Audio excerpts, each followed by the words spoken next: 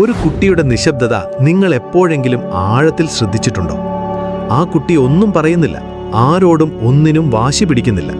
പുറമേ നോക്കിയാൽ അവർ മറ്റു കുട്ടികളെപ്പോലെ കളിക്കുന്നുണ്ടാകാം, ഭക്ഷണം കഴിക്കുന്നുണ്ടാകാം. പക്ഷേ ആ ചിരിക്കുള്ളിൽ ആരും കാണാത്ത വലിയൊരു ശൂന്യതയുണ്ട്. ആ ശൂന്യത ആ കുട്ടി ചോദിച്ചു വാങ്ങിയതല്ല, ഓരോ ദിവസവും അനുഭവിക്കേണ്ടി വന്ന നിരസിക്കലുകളിൽ നിന്നും അവഗണനകളിൽ നിന്നും അവർക്ക് ലഭിച്ചതാണ്. ഒരു ചെറിയ സന്തോഷം പങ്കുവയ്ക്കാൻ ആ കുട്ടി ഒരിക്കൽ ഓടി വന്നിട്ടുണ്ടാകും. ഒരു മിഠായി കിട്ടിയതോ സ്കൂളിൽ നിന്ന് കിട്ടിയ ഒരു അഭിനന്ദനമോ പറയാൻ അവർ ആവേശത്തോടെ വന്നതാകാം. പക്ഷേ അന്ന് ആരെങ്കിലും അവരെ നോക്കിയോ? ആർക്കെങ്കിലും ആ കുഞ്ഞു സന്തോഷം കേൾക്കാൻ നേരമുണ്ടായിരുന്നു? പിന്നെയാകട്ടെ, ഇപ്പോൾ തിരക്കിലാണ്, അവിടെ പോയി ഇരിക്കെ എന്നൊക്കെയുള്ള ഉത്തരങ്ങളാകും മിക്കപ്പോഴും അവർക്ക് ലഭിച്ചിട്ടുണ്ടാവുക. അവർ വീണ്ടും ശ്രമിച്ചു, അപ്പോഴും ആരും ശ്രദ്ധിച്ചില്ല. ഒടുവിൽ ആ കുട്ടി ശ്രമിക്കുന്നത് നിർത്തി. അതൊരു വെറും അടങ്ങിയിരിക്കലല്ല, അതൊരു അഡാപ്റ്റേഷനാണ്, ഒരു അതിജീവന തന്ത്രം. ഇനി ആരോടും ഒന്നും ചോദിക്കരുത്, ആരെയും വിശ്വസിക്കരുത്, തനിച്ചു നിൽക്കാൻ ശീലിക്കണം എന്ന് ആ കുഞ്ഞു മനസ്സ് തീരുമാനിച്ചു. ആ തീരുമാനം അന്ന് ആ കുട്ടിയെ സംരക്ഷിച്ചു. പക്ഷേ വളർന്നിട്ടും ആ മുറിവ് ഉള്ളിൽ മാറ്റമില്ലാതെ ഉറഞ്ഞു നിന്നു. വർഷങ്ങൾ കടന്നുപോകുന്നു. ആ കുട്ടി വളർന്ന് ഒരാളാകുന്നു. ഒരു ദിവസം അയാൾ ഒരു തെറ്റു ചെയ്യുന്നു. അന്ന് ലോകം അയാളെ വിരൽ ചൂണ്ടി കുറ്റവാളി എന്ന് വിളിക്കും. അയാളെ ജയിലിലടയ്ക്കാനും ശിക്ഷിക്കാനും സമൂഹം തിരക്കുകൂട്ടും. മാധ്യമങ്ങൾ അയാളെ ഒരു രാക്ഷസനായി ചിത്രീകരിക്കും. പക്ഷേ മനഃശാസ്ത്രം അവിടെ മറ്റൊരു ചോദ്യമാണ് ചോദിക്കുന്നത്. ഇയാൾ ആ കുട്ടിയായിരുന്നപ്പോൾ ഒന്ന് ചേർത്ത് പിടിക്കാൻ ആരെങ്കിലും അവിടെ ഉണ്ടായിരുന്നോ? ആ ചോദ്യത്തിൻ്റെ ഉത്തരത്തിലാണ് ഒരു ജീവിതത്തിൻ്റെ ദിശ ഒളിഞ്ഞുകിടക്കുന്നത്. ഇന്ന് നമ്മൾ ആ ഉത്തരം തിരയുകയാണ്. 1. ബാല്യത്തിലെ മുറിവുകൾ. Adverse childhood experiences, ACE. നമ്മൾ ആദ്യം മനസ്സിലാക്കേണ്ടത് ACE എന്നറിയപ്പെടുന്ന പഠനത്തെക്കുറിച്ചാണ്. ലോകത്തിലെ ഏറ്റവും വലിയ മനഃശാസ്ത്ര ഗവേഷണങ്ങളിൽ ഒന്നാണിത്. ബാല്യകാലത്ത് ഒരു കുട്ടി അനുഭവിക്കുന്ന ദുരിതങ്ങൾ വെറും ഓർമ്മകളല്ല എന്ന് ഈ പഠനം തെളിയിക്കുന്നു. നിരന്തരമായ ഭയം, സ്നേഹമില്ലായ്മ, അക്രമങ്ങൾ കണ്ടു വളരുക, അല്ലെങ്കിൽ ആരുമില്ല എന്ന തോന്നൽ, ഇവ ആ കുട്ടിയുടെ നെർവസ് സിസ്റ്റത്തിൽ ആഴത്തിൽ രേഖപ്പെടുത്തപ്പെടും. ഒരു ഉദാഹരണം ചിന്തിക്കൂ. എപ്പോഴും അലർച്ചയും ദേഷ്യവും അക്രമവും മാത്രം നടക്കുന്ന ഒരു വീട്ടിലാണ് ഒരു കുട്ടി ജനിക്കുന്നതെന്ന് കരുതുക. ആ കുട്ടിക്ക് ദേഷ്യമെന്നത് ഒരു തെറ്റല്ല, മറിച്ച് ജീവൻ നിലനിർത്താനുള്ള ഒരു ആയുധമാണ്. തല്ല് കിട്ടാതിരിക്കാൻ ദേഷ്യപ്പെടണം, നിലനിൽക്കാൻ അലറണം. ഇതാണ് ആ കുട്ടി പഠിച്ച പാഠം. കാരണം മറ്റൊരു ഭാഷയും, അതായത് സ്നേഹത്തിൻ്റെയോ സമാധാനത്തിൻ്റെയോ ഭാഷ ആരും അവരെ പഠിപ്പിച്ചിട്ടില്ല. ലോകം ആ ദേഷ്യത്തെ കുറ്റമായി കാണുമ്പോൾ അയാൾ ഉള്ളിൽ ആശ്ചര്യപ്പെടുന്നുണ്ടാകാം.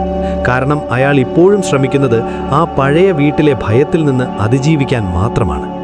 അയാൾ ചെയ്യുന്ന തെറ്റ് യഥാർത്ഥത്തിൽ ഒരു സർവൈവൽ മെക്കാനിസം മാത്രമാണ്. ഈ മുറിവുകൾ കാലം മായ്ക്കും എന്ന് നമ്മൾ പറയാറുണ്ട്. പക്ഷേ ശാസ്ത്രം പറയുന്നത് ആ മുറിവുകൾ മായുന്നില്ല, മറിച്ച് അവ ജീവിതകാലം മുഴുവൻ ആ വ്യക്തിയുടെ പെരുമാറ്റത്തെ സ്വാധീനിക്കുന്നു എന്നാണ്.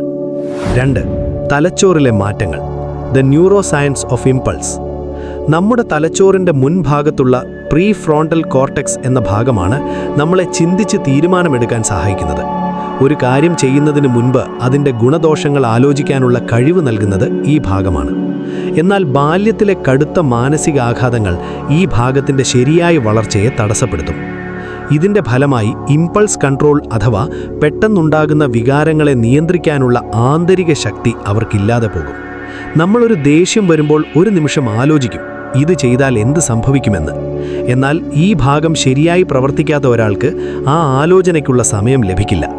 ദേഷ്യം വരുന്ന ആ നിമിഷത്തിൽ അവർ പ്രതികരിച്ചു പോകും. ലോകം ഇതിനെ ക്രൂരത എന്ന് വിളിക്കുമ്പോൾ ന്യൂറോ സയൻസ് പറയുന്നത് ഇത് തകർന്നുപോയ ഒരു നാഡീവ്യവസ്ഥ അതിജീവിക്കാൻ ശ്രമിക്കുന്നതിൻ്റെ പരിണിത ഫലമാണ് എന്നാണ്. ഇത് അയാൾ ബോധപൂർവം ചെയ്യുന്നതല്ല, മറിച്ച് അയാളുടെ തലച്ചോറ് ആ രീതിയിൽ രൂപപ്പെട്ടു പോയതാണ്. ഒരു തകർന്ന വണ്ടി ബ്രേക്ക് കിട്ടാതെ അപകടത്തിൽപ്പെടുന്നത് പോലെ മാത്രമാണിത്. 3. സാഹചര്യങ്ങളുടെ കളി. എപ്പിജെനറ്റിക്സ്. ഒരേ ദുരിതം അനുഭവിച്ചിട്ടും ചിലർ കുറ്റവാളികളാകുന്നു, ചിലർ ആകുന്നില്ല. ഇതെന്തുകൊണ്ടായിരിക്കും? ഇവിടെയാണ് ജനിതകശാസ്ത്രവും മനഃശാസ്ത്രവും ഒന്നിക്കുന്നത്. നമ്മുടെ ഓരോ കോശത്തിലും ഒരു കഥയുണ്ട്. പ്രതികരിക്കാനുള്ള ഒരു പ്രത്യേക സ്വഭാവം നമ്മുടെ ജീനുകളിൽ ഒളിഞ്ഞിരിപ്പുണ്ടാകും. പക്ഷേ ആ കഥ ഉണരണോ വേണ്ടയോ എന്ന് തീരുമാനിക്കുന്നത് നമ്മുടെ ചുറ്റുപാടാണ്. ഒരേ സ്വഭാവമുള്ള 2 ആളുകളെ സങ്കല്പിക്കും. ഒരാൾ സ്നേഹമുള്ള സുരക്ഷിതമായ സാഹചര്യത്തിൽ വളരുന്നു. അയാളിലെ ആഘാതങ്ങളെ മറികടക്കാൻ ആരെങ്കിലും സഹായിക്കുന്നു. അയാൾ ഒരു നല്ല വ്യക്തിയായി മാറുന്നു. എന്നാൽ മറ്റേയാൾ ഭയത്തിലും അവഗണനയിലും ഒറ്റപ്പെടലിലും വളരുമ്പോൾ അയാളിലെ ആഘാതങ്ങൾ അയാളെ തെറ്റായ വഴിയിലേക്ക് നയിക്കുന്നു. ഇത് ആ വ്യക്തിയുടെ മാത്രം പരാജയമല്ല, അവരെ പരാജയപ്പെടുത്തിയത് ആ സാഹചര്യങ്ങളാണ്, അവരെ ചേർത്ത് പിടിക്കാത്ത സമൂഹമാണ്. ഒരു ചെടിക്ക് വളരാൻ നല്ല മണ്ണും വെള്ളവും സ്നേഹവും വേണമെന്ന് പറയുന്നത് പോലെ തന്നെയാണ് മനുഷ്യന്റെ കാര്യവും. സാഹചര്യങ്ങൾ ശരിയല്ലെങ്കിൽ എത്ര നല്ല വിത്തും തളർന്നു പോകും. 4. പഠിച്ചെടുത്ത നിസ്സഹായത, ലേൺഡ് ഹെൽപ്ലെസ്നെസ്. എന്ത് ചെയ്തിട്ടും കാര്യമില്ല, ആരും എനിക്കില്ല, ഒന്നും മാറാൻ പോകുന്നില്ല എന്ന ചിന്ത ഒരിക്കൽ ഒരാളുടെ മനസ്സിൽ ഉറച്ചു കഴിഞ്ഞാൽ പിന്നെ അവർക്ക് ശരിയും തെറ്റും തമ്മിലുള്ള വ്യത്യാസമില്ലാതെയാകും. അവർക്ക് ജീവിതത്തിൽ ഒരു ലക്ഷ്യമോ പ്രതീക്ഷയോ ഉണ്ടാകില്ല. ഒരു ദിവസം ഒരു ചെറിയ പ്രകോപനം മതിയാകും അവരിലെ ആ നിരാശ ഒരു പൊട്ടിത്തെറിയായി പുറത്തുവരാൻ. അവർ ബോധപൂർവം തെറ്റ് ചെയ്യുകയല്ല, മറിച്ച് ദിശ നഷ്ടപ്പെട്ട ഒരു യാത്രക്കാരനെ പോലെ എങ്ങോട്ടെന്നില്ലാതെ അലയുകയാണ്. ആ തെറ്റ് ഒരു ബ്രോക്കൺ കോമ്പസ് ഉള്ള ഒരാൾ വഴി തിരയുന്നത് പോലെയാണ്. അവർ ഉള്ളിൽ അത്രമേൽ ക്ഷീണിച്ചു കഴിഞ്ഞിരിക്കുന്നു. ആ ക്ഷീണത്തിൽ നിന്നുണ്ടാകുന്ന നിരാശയാണ് പലപ്പോഴും അക്രമമായി പുറത്തേക്ക് വരുന്നത്. അവരെ സംബന്ധിച്ചിടത്തോളം ശിക്ഷകളേക്കാൾ വലുതായിരുന്നു അവരനുഭവിച്ച അവഗണനകൾ. ഒരു മനുഷ്യൻ എത്ര കാലം ഒറ്റയ്ക്ക് പോരാടും? ആ പോരാട്ടം അവസാനിക്കുന്നിടത്താണ് പലപ്പോഴും അപരാധങ്ങൾ ജനിക്കുന്നത്. ആ ഒരാൾക്ക് മാറ്റാൻ കഴിയുന്ന ജീവിതം. ഒരു കുറ്റവാളിയും ഒരു സാധാരണ മനുഷ്യനും തമ്മിലുള്ള വ്യത്യാസം ചിലപ്പോൾ വളരെ ചെറുതാണ്. ഒരു വാക്ക്, ഒരു നോട്ടം, അല്ലെങ്കിൽ ഒരാശ്വാസം. ആ കുട്ടിയുടെ കണ്ണുകളിൽ നോക്കി അന്ന് ആരെങ്കിലും നിനക്കിതിനേക്കാൾ മികച്ചത് അർഹിക്കുന്നു, നിന്റെ കൂടെ ഞാനുണ്ട് എന്ന് പറഞ്ഞിരുന്നെങ്കിൽ ഒരുപക്ഷെ ആ ജീവിതം ഇന്ന് മറ്റൊന്നായിരുന്നു. ഇതിനെയാണ് നമ്മൾ റെസീലിയൻസ് എന്ന് വിളിക്കുന്നത്. ഇത് ജനിക്കുമ്പോഴേ കിട്ടുന്ന ഒന്നല്ല, ഒരു ബന്ധത്തിലൂടെ, ഒരു ചെറിയ പ്രോത്സാഹനത്തിലൂടെ ഉള്ളിലുണരുന്ന ശക്തിയാണത്. ഒരു ചെറിയ നൂലിഴ മതി ഒരു ജീവിതത്തെ തകരാതെ ഒന്നിച്ചു നിർത്താൻ. ആ നൂലിഴ ആ കുട്ടിക്ക് ലഭിക്കാതെ പോയതാണ് ഇവിടുത്തെ യഥാർത്ഥ ദുരന്തം. സ്നേഹിക്കപ്പെടാത്ത കുട്ടികൾ പലപ്പോഴും ശ്രദ്ധിക്കപ്പെടാൻ വേണ്ടി തെറ്റായ വഴികൾ തിരഞ്ഞെടുക്കുന്നു. കാരണം അവഗണനയേക്കാൾ നല്ലത് ശിക്ഷിക്കപ്പെടുന്നതാണ് എന്നവർ ചിലപ്പോൾ കരുതിപ്പോകും. കുറഞ്ഞപക്ഷം അപ്പോഴെങ്കിലും ലോകം തങ്ങളെ ശ്രദ്ധിക്കുന്നുണ്ടല്ലോ എന്ന വലിയൊരു ആശ്വാസം അവർക്കുണ്ടാകും. നിങ്ങളോടായി ഒരു വാക്ക്. ഇനി ഒരു നിമിഷം നിങ്ങളെക്കുറിച്ച് ആലോചിക്കൂ. ചെറുപ്പത്തിൽ ആരെങ്കിലും നിങ്ങളെ ഒറ്റപ്പെടുത്തിയിട്ടുണ്ടോ? നിങ്ങൾക്കൊരിക്കലും മതിയാകില്ല എന്ന് ആരെങ്കിലും തോന്നിപ്പിച്ചിട്ടുണ്ടോ? മാതാപിതാക്കളുടെയോ അധ്യാപകരുടെയോ ഭാഗത്തുനിന്ന് കടുത്ത അവഗണനകൾ നിങ്ങൾ അനുഭവിച്ചിട്ടുണ്ടോ? ആ നോവ് ഇന്നും ദേഷ്യമായോ ഭയമായോ ഉള്ളിലുണ്ടെങ്കിൽ അത് നിങ്ങളുടെ ബലഹീനതയല്ല, അത് നിങ്ങളുടെ സർവൈവൽ റെസ്പോൺസാണ്. ആ ഇരുട്ടിൽ നിന്ന് നിങ്ങൾ ഇന്നും ഇവിടെ അതിജീവിച്ച് നിൽക്കുന്നുണ്ടല്ലോ, അതാണ് നിങ്ങളുടെ കരുത്തിൻ്റെ ഏറ്റവും വലിയ തെളിവ്. നിങ്ങൾ ഈ വീഡിയോ കാണാൻ തിരഞ്ഞെടുത്തത് തന്നെ മാറ്റത്തിനുള്ള വലിയൊരു ചുവടുവെപ്പാണ്. ഇന്ന് ഈ വീഡിയോ കാണുന്ന നിങ്ങൾ, നിങ്ങളുടെ മനസ്സിനെ മനസ്സിലാക്കാൻ ഈ ദൂരം വന്ന നിങ്ങൾ, ആ കരുത്ത് നിങ്ങളിലുണ്ട്. കുറ്റകൃത്യമെന്നത് വെറുമൊരു ഉത്തരമല്ല, അതൊരു നിലവിളിയാണ്.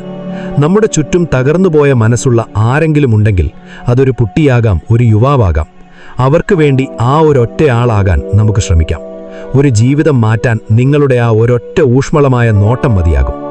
നമ്മൾ ഓരോരുത്തരും വിചാരിച്ചാൽ ഒരു കുറ്റവാളി ഉണ്ടാകുന്നത് തടയാൻ സാധിക്കും. അത് അവർക്ക് നൽകുന്ന ഒരു പുഞ്ചിരിയിലൂടെയോ അല്ലെങ്കിൽ അവർ പറയുന്നത് ഒന്ന് കേൾക്കാൻ തയ്യാറാകുന്നതിലൂടെയോ ആകാം. അത് നിങ്ങൾക്ക് ചെയ്യാൻ കഴിയും ഇന്ന് തന്നെ. ഈ വീഡിയോ മറ്റുള്ളവരിലേക്ക് എത്തിക്കൂ. കാരണം ആർക്കൊക്കെയാണ് ഇത്തരം തിരിച്ചറിവുകൾ ആവശ്യമായതെന്ന് നമുക്കറിയില്ല. മനുഷ്യ മനസ്സിനെ ഇത്രയും ആഴത്തിൽ സ്നേഹത്തോടെയും മനുഷ്യത്വത്തോടെയും മനസ്സിലാക്കാൻ ആഗ്രഹിക്കുന്നുവെങ്കിൽ നമുക്ക് ഈ യാത്ര തുടരാം. ഓരോ വീഡിയോയും നിങ്ങളെ തന്നെ കൂടുതൽ തിരിച്ചറിയാനുള്ള വഴികളാണ്. ഈ ചാനൽ സബ്സ്ക്രൈബ് ചെയ്യൂ. നമുക്കൊന്നിച്ച് സഞ്ചരിക്കാം.